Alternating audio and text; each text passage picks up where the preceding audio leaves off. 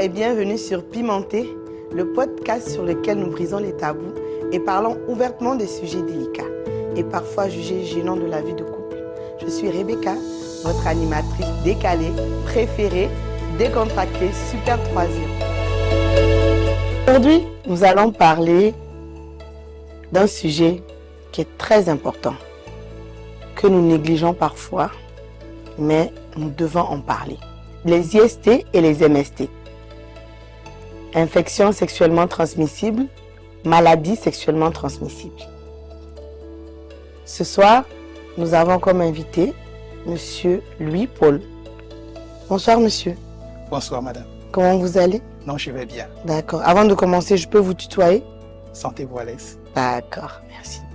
Donc, vous êtes au Niger ici, en master.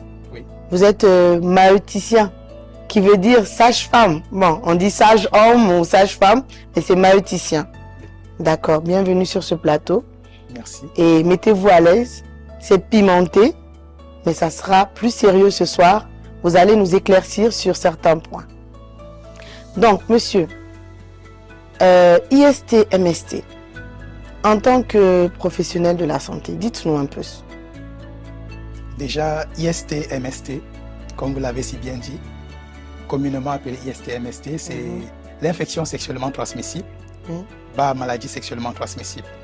Déjà, on va entrer dans le vif du sujet en présentant un peu qu'est-ce que c'est que, par exemple, l'infection sexuellement transmissible. L'infection sexuellement transmissible, c'est toute infection dont l'on peut contracter au cours d'un rapport sexuel non protégé, entre guillemets. D'accord. Déjà. Maintenant, l'infection peut devenir une maladie. En ce sens où, quand on parle d'infection, entre guillemets, on parle d'agents pathogènes, c'est-à-dire les virus ou les bactéries par les parasites qui peuvent causer l'infection. D'accord? D'accord. Maintenant, il peut arriver que, en cas d'absence de traitement, on finit par développer une maladie. Je prends un exemple simple sur un fait que nous connaissons, par exemple, le VIH. Oui. C'est un exemple d'infection. En bon? Oui, c'est un virus.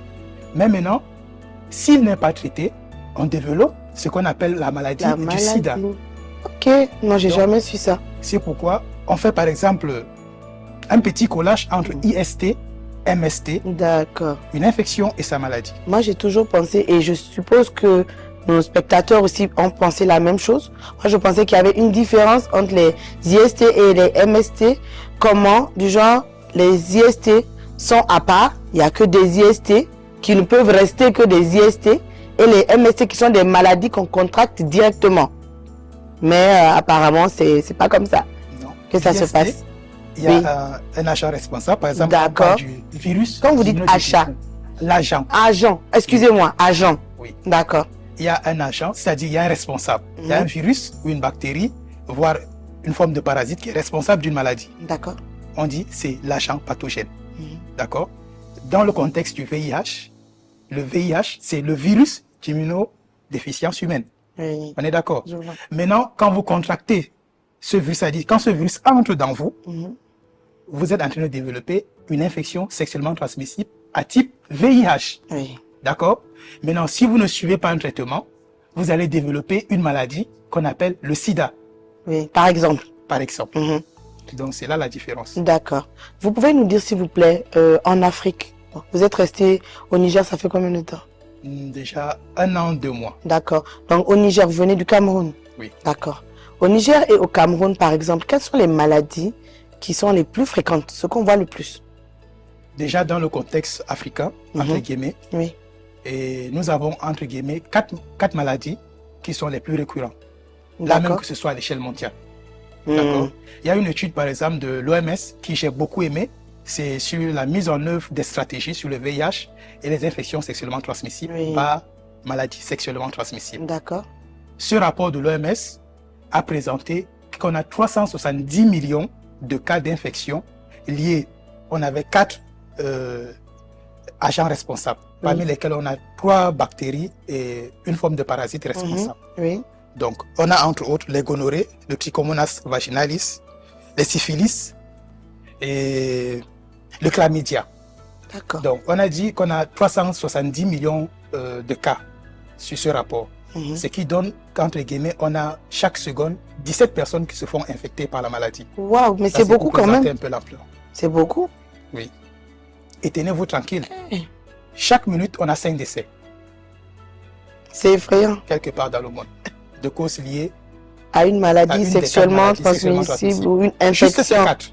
sexuellement transmissible. Il y en a d'autres? Il y en a d'autres. Il y en Comme a vous avez cité le jusqu'à VIH. combien? Donc le VIH ne tue pas beaucoup comme ce que vous avez dit là. Le VIH, par exemple, je vais prendre un exemple simple sur les bébés. Chaque minute, on a 2 enfants quelque part dans le monde qui décèdent De Donc, cause de à VIH. cause du VIH. D'accord. Donc, chaque minute, vous avez 2 enfants. Ça veut dire qu'il faut compter 1 minute, 2 Oui. enfants ici. Là, c'est pour présenter l'ampleur du VIH. Ça dit seulement sur la portée des enfants. C'est énorme. Oui. C'est énorme. Et c'est mondialement ou en Afrique? Là, Dans le c'est monde. mondialement. Dans le monde, on a 39 millions de personnes qui font le VIH chaque année. En Afrique, on a 25,6 millions de personnes. On est beaucoup, hein. On aime faire la chose là sans se protéger. Et africain. Faut changer. Et il y a une autre étude, par exemple, de l'OMS toujours. Ils ont Oui. essayé de faire la part de personnes qui se font contaminer. Déjà, quand on prend sur une proportion de 10 personnes dans le monde, D'accord. la répartition au hasard, si on prend 10 personnes au hasard, on aura une personne en Afrique Mhm. et 9 dans d'autres parties. Mais quand on prend sur le cas du VIH, Oui. on a décidé de prendre 10 personnes, Mhm. on en a 7 en Afrique et 3 sont quelque part dans le monde. Dans le monde. Ce qui veut dire qu'en Afrique, on a plus de cas de VIH. Waouh. Donc sur 10 cas qui existent dans le monde, 7 viennent de l'Afrique. Mais je vois. Mais c'est pas. Mais il faut aussi préciser que le VIH, ce n'est pas forcément sexuellement transmissible. Mais les autres maladies, elles sont que sexuellement transmissibles. Ou bien c'est comme le VIH par exemple. Déjà, expliquez-nous, parce que si moi je sais, les gens qui nous suivent ne savent pas forcément. Expliquez-nous le VIH, comment on le prend, quels sont les différents moyens de les avoir. Parce que c'est pas sexuellement. On sait qu'il n'y a pas que sexuellement qu'on peut avoir le VIH. On peut l'avoir par une transfusion sanguine ou en se coupant, en échangeant le sang. Donc, vous pouvez nous expliquer un peu, s'il vous plaît? Oui. Déjà, le concept, il est clair. On a 3 modes de transmission. D'accord. Je vais commencer par la méthode qui est plus facile, ou le mode le plus facile, c'est par contact sexuel. Oui. En faisant un contact sexuel, il faudrait absolument que l'un des 2 partenaires soit infecté du VIH ou soit en face de SIDA. Oui. Là, c'est la condition, des 2 choses l'une. D'accord. La deuxième possibilité, il faut un contact avec un sang contaminé. Ça veut dire une personne qui a le VIH dans son sang. Mhm. Maintenant, il se coupe, ou je ne sais pas par quelle autre mesure, vous avez son sang qui entre en contact avec votre sang à vous, mais sur votre peau. C'est-à-dire vous blessez et son sang vous touche, D'accord. Vous Sur êtes à la risque. peau. Donc, ça ne veut pas dire, par exemple, si je l'ingère, ça ne compte pas. sauf si vous avez une blessure quelque part dans la bouche. Dans la bouche. En temps normal, déjà, il y a des personnes qui vont dire j'ai des menstrues, je suis allé aux toilettes et c'est certainement par là-bas que je me suis fait contaminer au VIH. En principe, jusqu'à preuve de contraire, C'est pas si possible. vous n'aviez pas une blessure en bas, c'est Ok. pas possible. Je vois. D'accord. C'est très bien. C'est très bien qu'il nous explique parce que les gens inventent beaucoup de préjugés.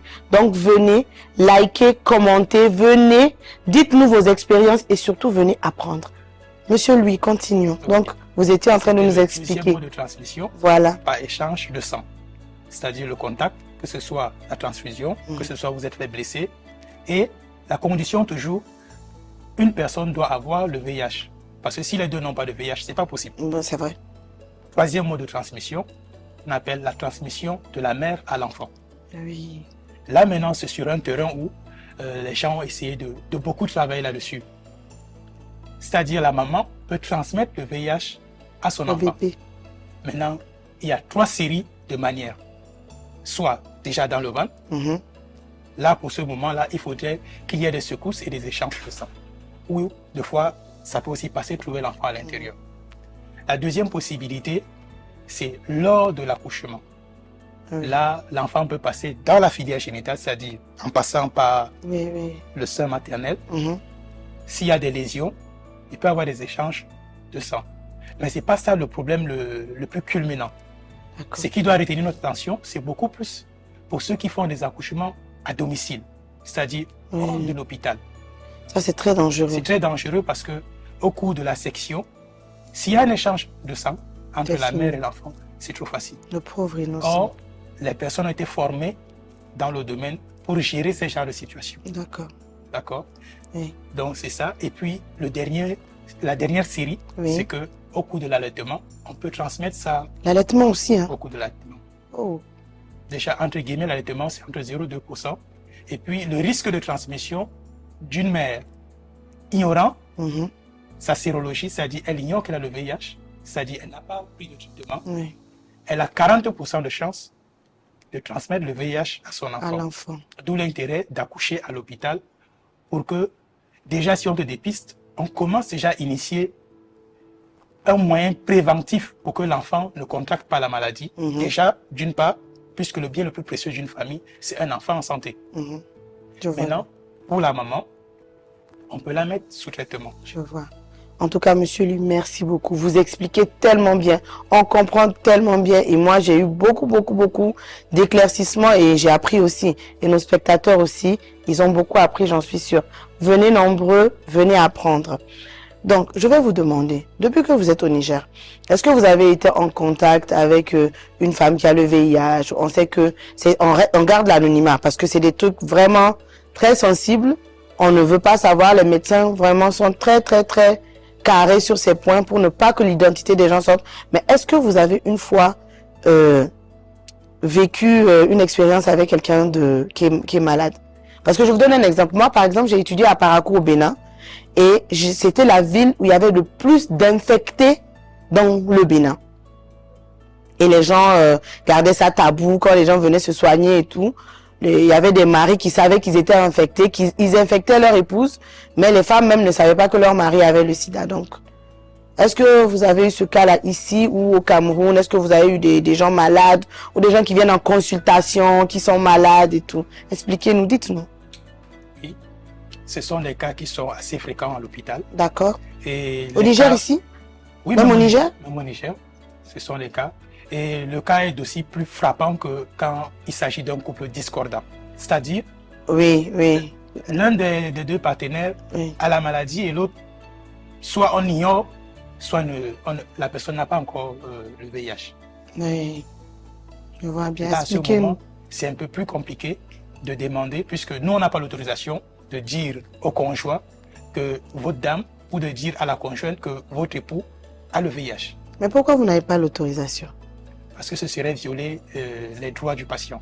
Mais vous pouvez appeler le patient lui-même pour lui dire que vous allez dire. Non, on n'a pas ce droit. Nous, on doit l'inviter à le faire. Non, mais ça, c'est dangereux alors.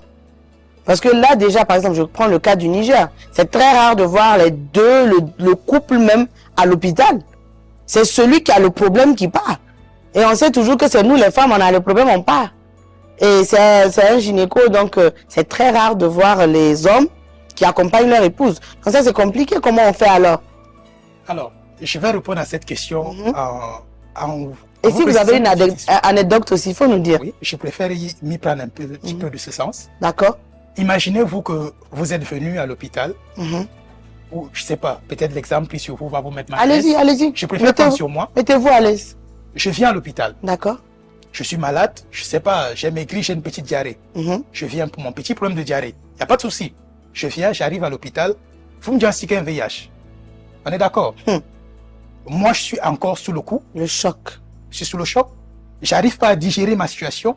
Et vous êtes déjà alerté à ma conjointe que j'ai le VIH. Ça, c'est vrai. Le revers de la chose, c'est que vous êtes en train de chasser les malades. C'est pourquoi, dans le domaine de la santé, il y a ce qu'on a introduit, une matière, on appelle ça l'anthropologie médicale. D'accord. Dans ce concept, il s'agit ici, déjà, dans ce concept, il s'agit là de ne pas prendre le malade dans le contexte médical simplement. C'est-à-dire, quand nous on dit souvent, éviter de soigner la maladie, soigner le malade. C'est vrai. D'accord? Parce qu'en le faisant, c'est bien, je vais protéger le conjoint en déclarant que madame a le VIH, mais cette action va repousser combien? C'est vrai. Et à la sécurité du malade. Déjà, pour revenir à la notion de la socio-anthropologie médicale, c'est que il y a des perceptions de la maladie. Oui. déjà, entre guillemets, il y a ceux qui ne croient pas, par exemple, au VIH, ou ceux qui C'est n'ont vrai. pas une connaissance en la c'est vrai. matière. Cette personne, je ne sais pas, va vous faire sa diarrhée, et puis n'importe quoi, c'est une dame, peut-être, elle vous fait des écoulements, ce que nous on appelle entre guillemets les leucorrhées, c'est-à-dire des pertes sales, là, Oui, qui je vois. sentent des pouvoirs de. D'accord? Mhm. Maintenant, dans les perceptions culturelles africaines, voire culturelles, on peut connoter ça à beaucoup d'autres choses. Certaines vont dire que c'est la maladie qui est en train de sortir, que c'est un sort. Oui, Africain. on appelle ça une représentation magico-religieuse de la maladie. C'est chez nous, on voit tout. Oui, On va dire que c'est un sort qu'on a lancé. Ou bien, on va trouver une explication, mais il n'y aura pas la maladie qui est là. Oh, la personne est malade. oui, et la personne ignore carrément que c'est peut-être un VIH. Tout comme une petite histoire que je vais raconter. Quand j'étais tout petit, Allez-y. je me souviens, il y a ce qu'on appelle les ganglions inguinales, c'est-à-dire un truc qui vous pousse là. C'est une boule, ça fait un peu mal. Ça D'accord. pousse où? Entre la cuisse et... Entre la cuisse et le sexe. D'accord. D'accord? Là, quand ça pousse là-bas, chez nous, on dit tu as dû traverser la corde d'un animal, généralement quand c'est le mouton ou la chèvre. Camerounais. Là, c'est un contexte qu'on oublie que la personne est en train de développer une maladie. Ce Venez sont nous les signes dire. d'infection. Excusez-moi, venez nous dire en commentaire. Chez vous là, quand il y a quelque chose, dites-nous. Si c'est une maladie, anecdote, dites-nous. Mais on est sur un sujet sérieux. Mais quand même, venez nous raconter des trucs pour nous détendre un peu. Donc vous étiez en train de nous expliquer. Donc, dans ce contexte, Oui. toute la communauté est convaincue que l'enfant a dû traverser la corde reliée à un animal. Donc, il n'y a pas besoin d'aller à l'hôpital. Et ça quitte comment? L'enfant va développer son infection. Puis, si son système immunitaire est assez fort, puisque là, ça veut dire que c'est la réaction du corps qui essaye d'englober les bactéries D'accord. pour les tuer. Maintenant, il y a deux cas de figure. Soit son organisme gère la maladie, il s'en sort sans, si ce n'est pas par exemple le VIH, soit ça ne gère pas la maladie, il va développer sa maladie. Mais comme on pense que c'est dû à la traversée de la corde, alors on va essayer de rapporter maintenant le lien entre cette corde et l'enfant et entre l'animal et son propriétaire. Entre guillemets, on peut dire que c'est peut-être un sorcier. Lui, quand tu traverses, vous voyez, Je vois bien. c'est tout ça qui crée un retard. C'est long. Mais en temps, la personne même peut mourir. Exactement. Donc, quand vous dites qu'il faut aller dire à son conjoint Oui, qu'il est je vois malade, bien. alors que lui ne croit pas, par exemple, au VIH. Oui. C'est Et puis- compliqué à gérer. Le réveil, quand vous demandez, bon, comment on soigne donc cette maladie? Mhm. Vous voyez, vous allez lui dire que le traitement radical, c'est-à-dire quelque chose que tu prends pour que la maladie Oui. finisse, n'existe pas. Vous voyez ce que vous allez créer. Ouais, c'est vrai. C'est incurable. Oui. Oui. Il y a d'autres maladies à part le VIH qui sont incurables aussi. Les maladies incurables, l'hépatite. L'hépatite et les hépatites sont souvent incurables. L'hépatite. Oui, dans ces formes fulminantes, ça arrive. Et les hépatites, on les attrape comment aussi? Les la hépatites, même c'est manière. aussi plus ou moins des infections sexuellement transmissibles. Mhm. D'accord? Mais la même chose que le VIH ou expliquez-nous C'est s'il un vous plaît. virus. Pour contacter aussi l'hépatite, l'hépatite C, généralement, c'est dans le sang. Mais il y a Mhm. des formes d'hépatite qui sont peut-être dans les aliments, l'hépatite A. D'accord. Oui. L'hépatite B, il y a des contacts aussi avec des sueurs, en tout cas, tout liquide qui sort de l'organisme humain. Sueur, salive. Sueur, Donc tu peux salive, donner un sang. bisou à quelqu'un et puis tu es condamné. Ah non, là vous ne faites pas. Non, mais il y a des vaccins pour ça. D'accord. Donc pour Pour les l'hépatite types, B. les types d'hépatite, il y a des vaccins, mais il y a un type d'hépatite qui est incurable. Oui, il y a des vaccins pour l'hépatite B, mais les autres, je n'ai pas encore connaissance. D'accord, d'accord. Donc, Il y a et les maladies incurables facilement, Mhm. comme le diabète, l'hypertension.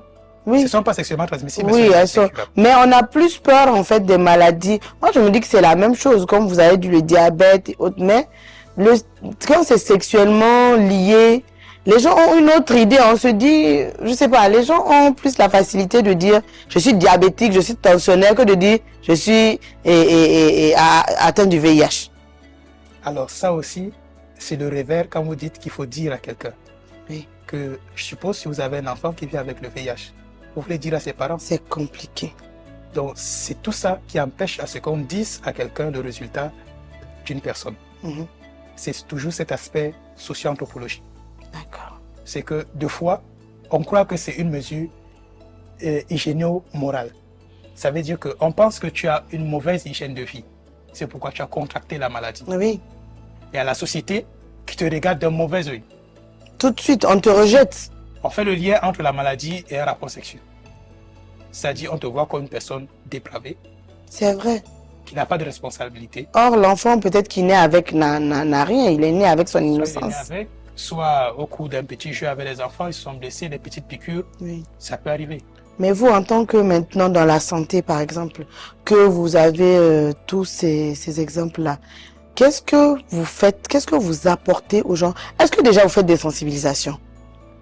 Oui, il y a des sensibilisations. Et il y a des ONG qui s'en occupent. J'ai été récemment invité à ANBF, je ne sais pas si vous connaissez où c'est. Oui. Oui. Ils avaient des activités de sensibilisation avec des jeunes qui vont se déplacer, mobiliser, et vous posez des questions et c'est vous... Ils sensibilisent les gens. Comment est-ce qu'on contracte, c'est-à-dire les 3 modes de transmission. Qu'est-ce qu'il y a de faire? Comment prévenir la maladie? D'accord, je vois. Mais moi, je voulais plus demander, quand vous avez par exemple une patiente, c'est vrai qu'il y a un chemin qu'on prend, on pose des questions, c'est quand le dernier rapport sexuel, tout ça. Mais parfois aussi, les agents de santé mettent tellement mal à l'aise le patient qu'il n'a même plus envie de te dire ce qu'il a fait. Genre, tu vois, par exemple, il y a une tante qui va te regarder comme ça. Elle dit, c'est là, déjà, donc hier seulement tu as fait. Des trucs comme ça. On t'a posé une question. On te dit, c'est quand ton dernier rapport. Honnêtement, tu dis hier, et puis elle a fait, Donc maintenant, demain quand tu vas venir là, je te dis, j'ai pas fait. Je te dis, j'ai fait 1 an sans faire. J'ai fait 1 mois. Je vais même te dire que je suis vierge. Or, en temps, peut-être que j'ai une maladie. En fait, il y a ça aussi. Je me dis que peut-être qu'on doit s'éduquer chacun. Même dans votre domaine, il y a des gens qui ne savent pas bien véhiculer le message et qui mettent très mal à l'aise les patients. Vous êtes de mon avis, non? Je suis en cours d'information là. Non, mais c'est vrai. Parce que moi, je le dis, par exemple, en tant que patiente.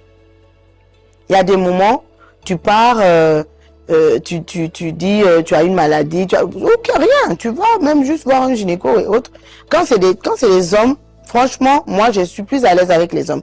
Mais quand c'est les femmes, elles sont dans un jugement terrible. Surtout que si c'est une jeune fille, par exemple, ou un jeune homme, on est plus dans le jugement en disant « Ah non, toi tu as fait... » Non, c'est la vie de la personne. Toi, tu dois intervenir en tant que spécialiste, pas en tant que parent. Le côté parent peut-être viendra après. Mais cette personne qui est venue, il faut que les jeunes, et c'est pour ça qu'on sensibilise là comme ça, il faut que les jeunes aient le courage de venir vers les gens de la santé.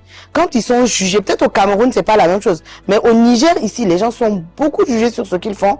Donc, les jeunes ont du mal à s'ouvrir et ils meurent beaucoup avec des maladies insignifiantes.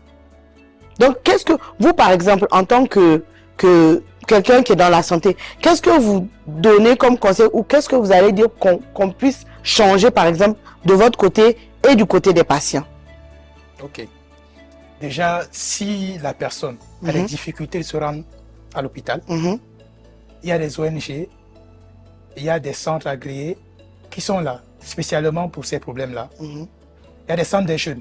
Toujours accosté à ces centres des jeunes, il y a toujours ces petits centres-là où on fait les dépistages, puis on va référer. Au cas où, évidemment, on trouve un problème, on peut te référer à l'hôpital.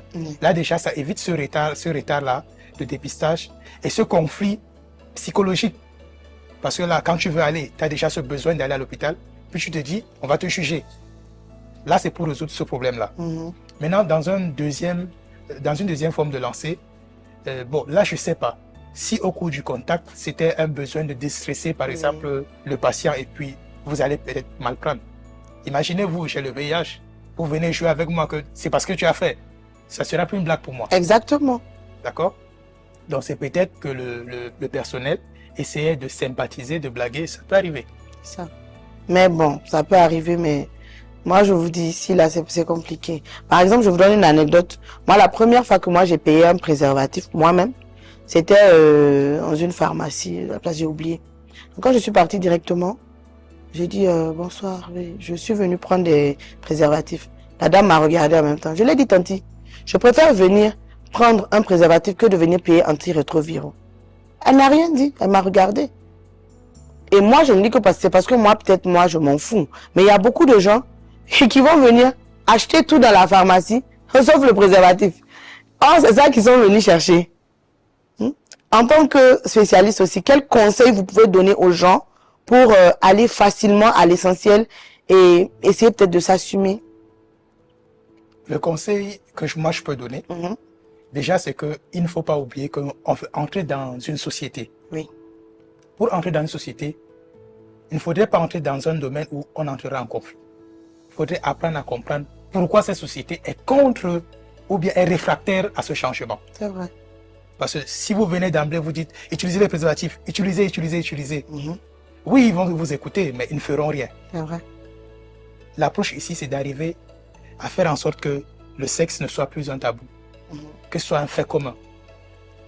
Et là, pour y arriver, il faudrait d'abord commencer par sensibiliser les gens, qu'ils arrivent à comprendre que le VIH, c'est vrai, il y a 3 modes de transmission, mais que même si cette maladie est incurable, on peut arriver à un top niveau qu'on appelle un niveau où on est indétectable, c'est-à-dire qu'on ne transmet plus la maladie. D'accord.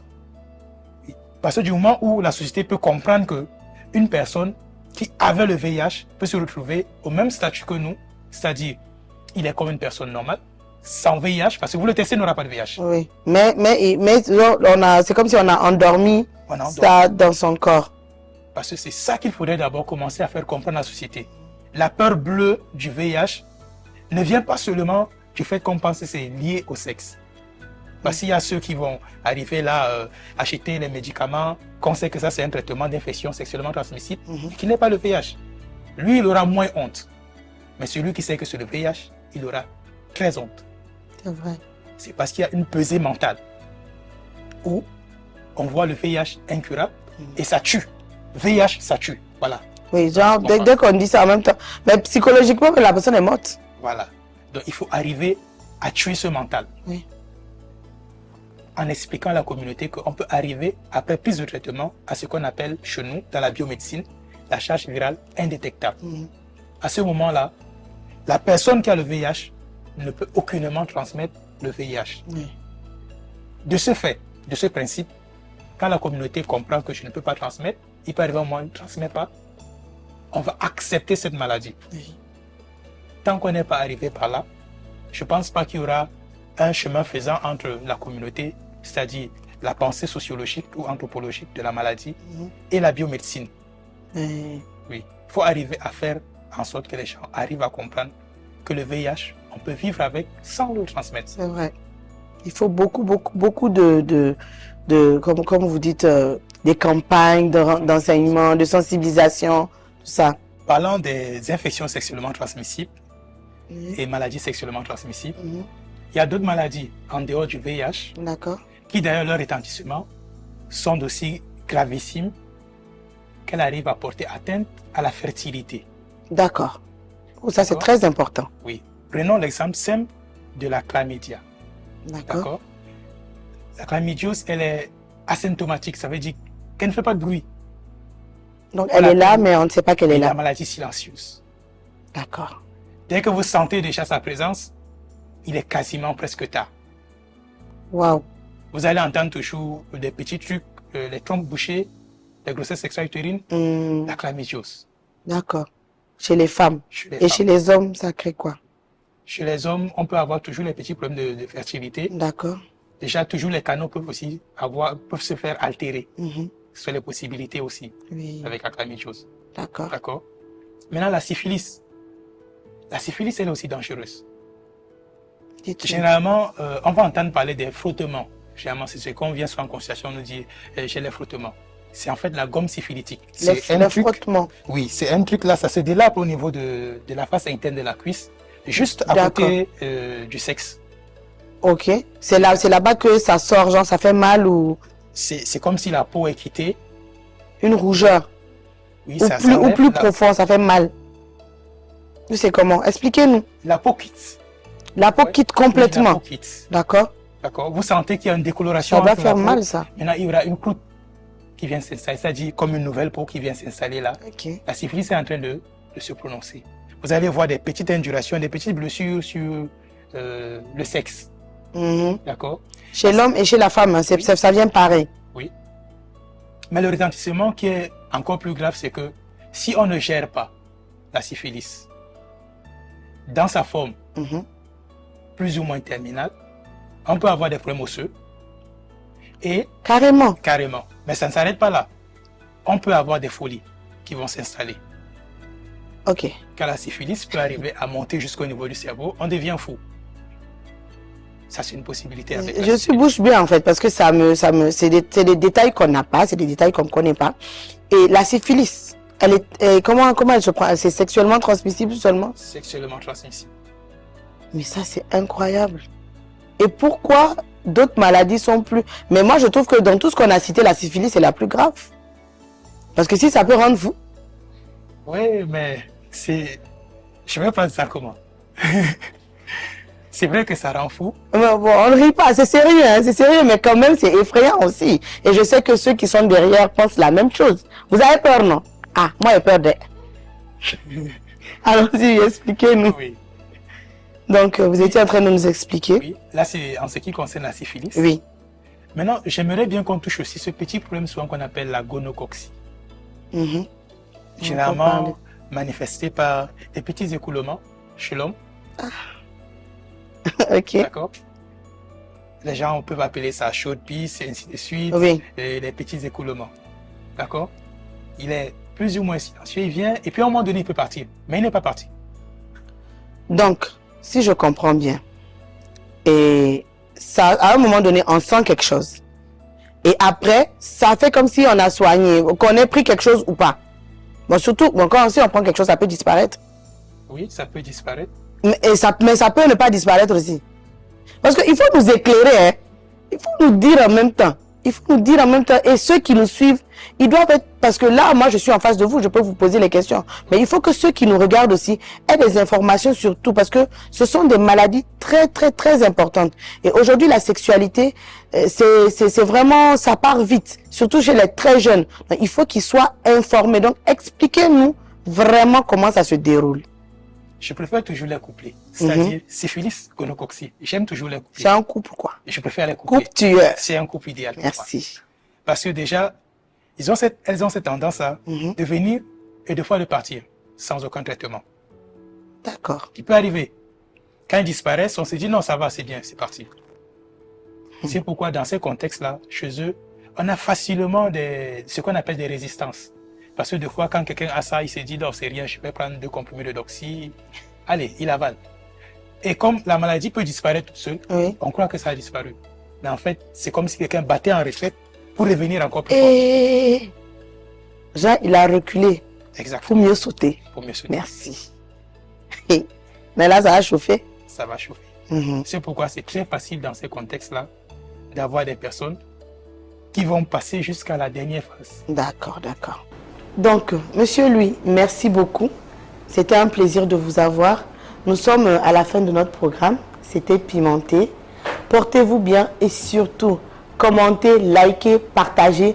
Venez commenter et à très bientôt. Bisous.